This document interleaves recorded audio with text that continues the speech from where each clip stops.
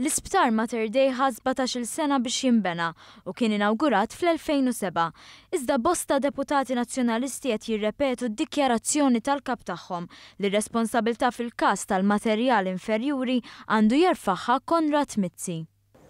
Onorevoli, taħseb li għandha tintrefa' responsabbiltà politika brabta mal-każ tas-sutruri dgħajfa f'Mater Dei? Intom tas-Super One taġlu wisq għandu jerfa' responsabbiltà politika Konrad Mizzi. Naħseb ir-responsabilità politika għandha tintrefa' anke mill-Ministru Konrad Mizzi fuq dak li ġara. Mill-Gvern tal-Ġurnata.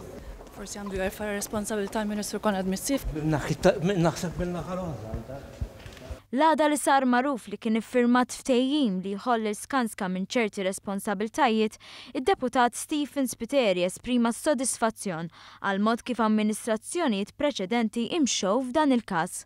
Naħseb il-Gvern ta' qabel mexa kif kellu jimxi. Tonio Fenek kellu tweġiba differenti minn ta' sħabu. Naħseb jekk wieħed ħares lejn l-istorja kollha tal-istorja ta' Mater Dei, l-persuna titterfa' responsabilità politika u Alfred Sant. L-konkrit f'Mater Dei huwa ta' livell inferjuri ikkonfermawh l-esperti internazzjonali tal-kumpanija ERIP, dan fi studju dettaljat li kien ippreżentat il-ħamis. Staqsejna lil Busuttil jekk sejjaħx għal membri parlamentari li kienu fil-kabinet fi żmien li ttieħdu ċerti deċiżjonijiet brabta mal-isptar u ġibna hekk.